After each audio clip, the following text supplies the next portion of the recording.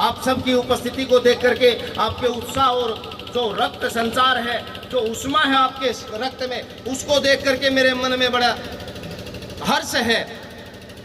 वनवासी गिरिवासी वंचित बंधु सहोदर हैं अपने, आओ मिलकर साथ चलें, पूर्ण करें सबके सामने।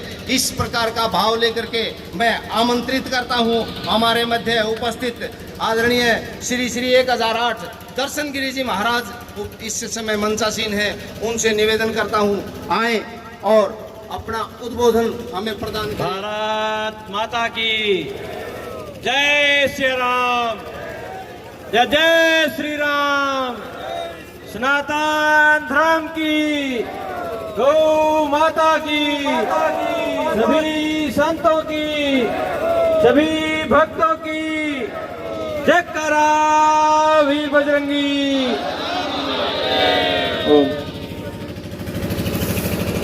इस विशाल विराट हिंदू सम्मेलन शिवाणी में पहुंचे मंच पर विराजमान सभी साधु संत, हमारे स्वयं संघ के बहुत ही हमारे वरिष्ठ कार्यकर्ता बंधु हम कह सकते हैं, माननीय कमल सराफ जी, हमारे बहुत ही अजीज और प्रसिद्ध कथावाचक पारुल भगत जी, नाथ महाराज जी, और मेरे साथ पधारे रानी खान बहादुर से सत्यानंद जी महाराज जी, इस क्षेत्र के सभी जय श्रेष्ठ कार्यकर्ता बंधुओं, मेरी माताओं बहनों, नौजवान साथियों, आज आप सभी का इस शिवानी की पावन पवित्र भूमि पे मैं सभी सनातनियों का दिल के गहराइयों से वंदन करता हूं, अभिनंदन करता हूं।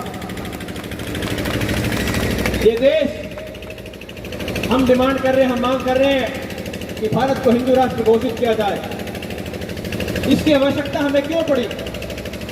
ये देश तो हमेशा सदियों से ही हिंदुओं का राष्ट्र रहा है, सनातनियों का राष्ट्र रहा है।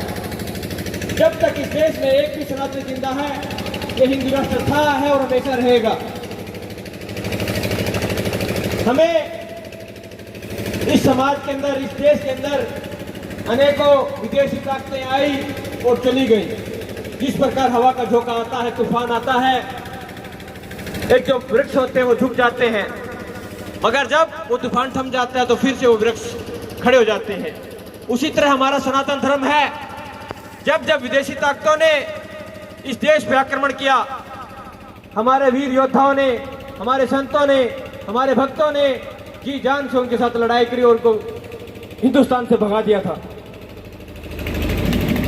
आज हमें ये हिंदू सम्मेलन करने की आवश्यकता क्यों पड़ रही है? क्योंकि आज हम लोग कहीं ना कहीं हमारी संस्कृति से, हमारे संस्कार से हम कहीं ना कहीं वंचित होते जा रहे हैं। आज वैसे तो हमारे केंद्र और प्रदेश में हमारी सरकारें हैं, सनातन की सरकारें हैं, मगर फिर भी हर कार्य करना सरकार का जिम्मेदारी नहीं होता। हम सभी देशवासियों का, हम सभी सनातनियों का भी बहुत सा कर्तव्य होता है। आज मैं कुछ बिंदु आप सबके सामने रख के जाऊंगा। मैं खासकर मेरी माता बहनों से निवेदन करूंगा कि आप वो जगत जननी है जो इस संसार को चलाने वाली है। मनुष्य रूप सेकेंडरी पार्ट माना जाता है, क्योंकि अगर मां नहीं है तो ये संसार नहीं चलेगा। चलेगा क्या माता बहनों? तो आप वो चीज है, भगवान ने आपको बना के भेजा है नर और नारायण के रूप में, कि आपको कुछ बिंदु कार्य करने हैं। मैं कुछ बिंदु आपके सामने रख रहा हूं। आज हमारी संस्कृति के ऊपर सबसे ज्यादा प्रहार हो रहा है। आज हमारे संस्कार है वो खत्म हो रहे हैं। आज अच्छी बात है, हम शिक्षा के माध्यम से, टेक्नोलॉजी के माध्यम से, साइंस और विज्ञान के माध्यम से, खेती बाड़ी के माध्यम से या कोई व्यापार के माध्यम से हम बहुत आगे जा रहे हैं। आज हम विश्व की इकोनॉमी के अंदर हम सम्मिलित हो चुके हैं, मगर आज हमारी संस्कृति, आज हमारे संस्कारों का कहीं ना कहीं दोहन हो रहा है। हम पढ़ लिख जरूर रहे हैं, मगर आज मेरी माता बहनों, हमारे जो शिष्टाचार है, जो हमारे संस्कार हैं, वो कहीं ना कहीं विलुप्त हो रहे हैं। तो मैं आप सभी जितने भी सनातनियों तक मेरी आवाज जा रही है, तो आप सबको नित्य प्रति कुछ कार्य है वो करने पड़ेंगे। जिस प्रकार आप देखते हैं अनेकों विभिन्न संप्रदाय इस देश के अंदर है, वो सभी अपने अपने बच्चों को, अपने अपने साथियों को, अपने घर वालों को, अपनी पति पत्नी को, जिनके भी अपने अपने धार्मिक स्थल है, उनका वो उनमें जाते हैं, उनकी सेवा करते हैं, उनका अनुपालन करते हैं। उसी प्रकार मैं मेरी माता बहनों से निवेदन करूंगा कि बच्चा माँ के पेट से ही सीख के सब कुछ बाहर आता है। लोग कहते हैं कि माँ के पेट से सब कुछ सीख के नहीं आता। सब कुछ तो सीख के नहीं आता, मगर बहुत कुछ सीख के आता है। आपने मन्यु का नाम सुना होगा, महाभारत में वो माँ के पेट से बहुत कुछ सीख के आया था।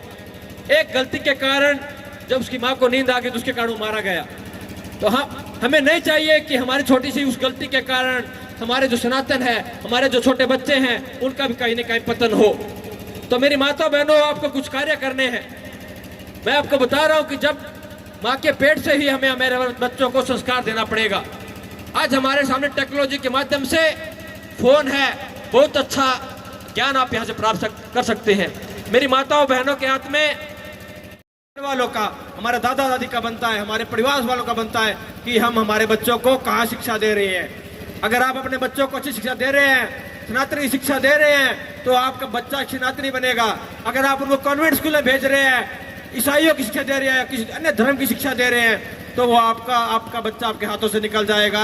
और एक हमारे गुरुजी कहते थे कि एक दुश्मन पैदा तब होगा जब एक हमारा बच्चा, हमारा खुद का बच्चा, जब एक दूसरे धर्म में, एक दूसरे संप्रदाय के संपर्क में आता है। तो हमें हमारा एक दुश्मन नहीं बनाना है, हमें हमारे बच्चों को, हमारे सनातनियों को हमारा बच्चा बना के रखना है। तीसरा आ जाता है, बच्चा जब बड़ा होता है, पढ़ लिख के बड़ा हो जाता है, हम शादी की सोचते हैं।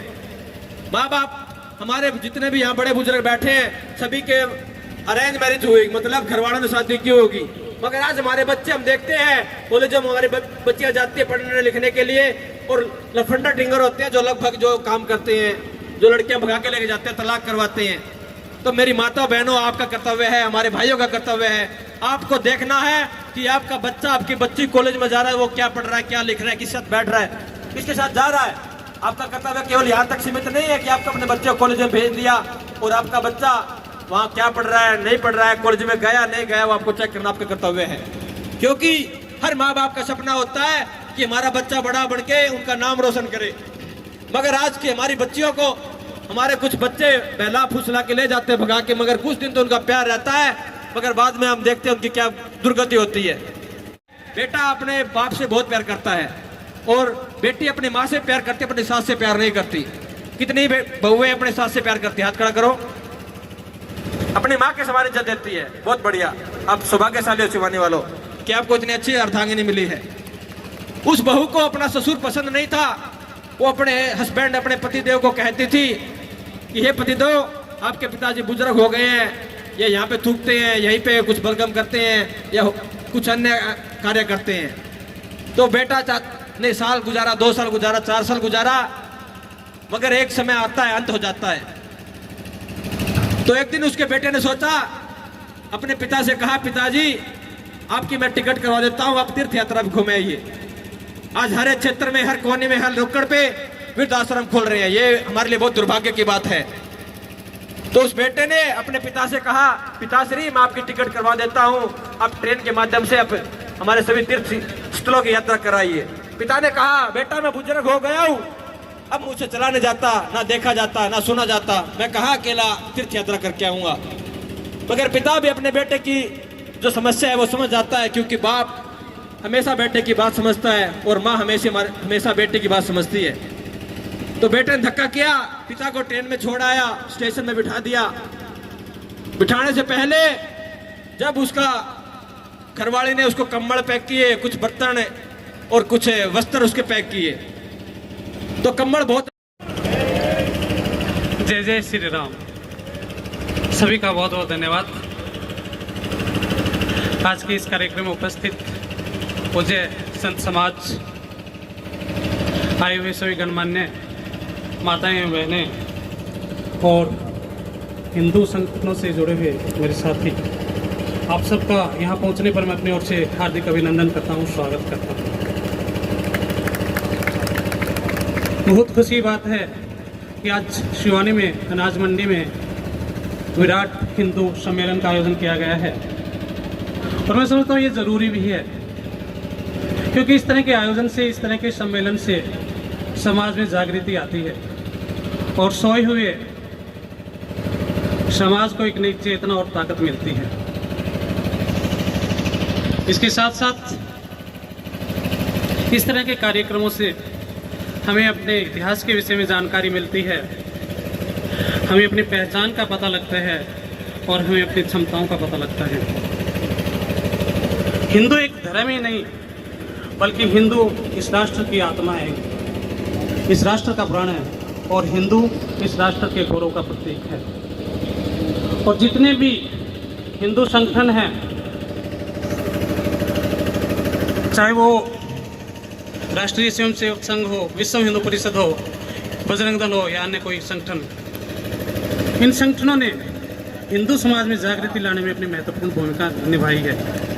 इसलिए इन सभी संगठनों एवं इन संगठनों से जुड़े हुए अपने साथियों को मैं बधाई देता हूं, साथ ही साथ धन्यवाद भी देता हूं।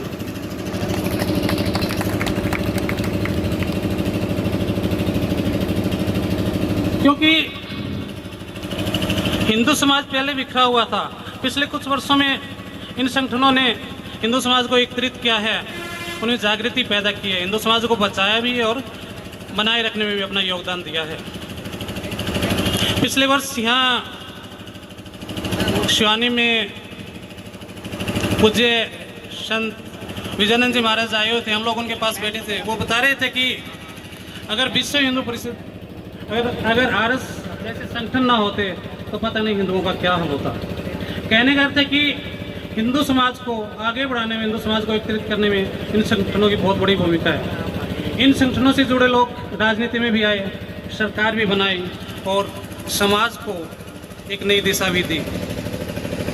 पिछले दिनों प्राचीन भारत के गौरव भगवान श्री राम के मंदिर का निर्माण हुआ, कश्मीर से धारा 370 हटाई गई और भी अनेक कार्य किए गए जिनसे न सिर्फ हमारे समाज को बल्कि हमारे राष्ट्र को भी ताकत मिली।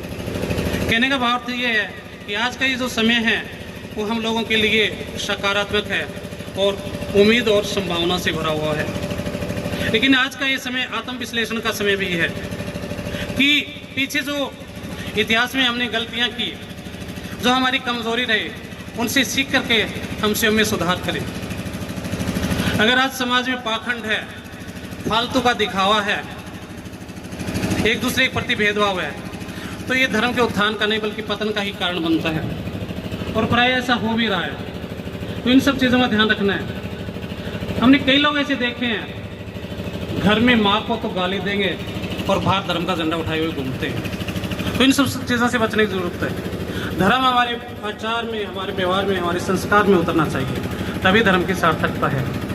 अगर हम समाज को ताकत देना चाहते हैं तो हमें सबसे पहले अपने ऊपर कार्य करना होगा, स्वयं को सुधार करना होगा, तभी हम जो है ना समाज और राष्ट्र के लिए कार्य कर सकते हैं। एकात्म ने आत्म साधना, लोकात्म परोपकार। पहले आत्म साधना करें, फिर लोक कल्याण हेतु परमात्मा के लिए कार्य करें। तो इन सब बातों को हम समझें और अंत में फिर मैं उसी बात को दोहराऊंगा, अगर हमें अपने समाज को ताकत देनी है तो पाखंड से, व्यर्थ के दिखावे से बच करके जो हमारी मूल संस्कृति है, हमारा जो मूल धर्म के सिद्धांत है, उन पर चलना होगा, तभी हम। और अगर ऐसा हम करते हैं तो न सिर्फ अपने समाज को ताकत देंगे बल्कि अपने धर्म को भी सबसे सुंदर धर्म बनाएंगे। तो ज़्यादा न बोलते हुए एक बार पुनः आप सभी का बहुत बहुत धन्यवाद। जय हिंद, जय भारत।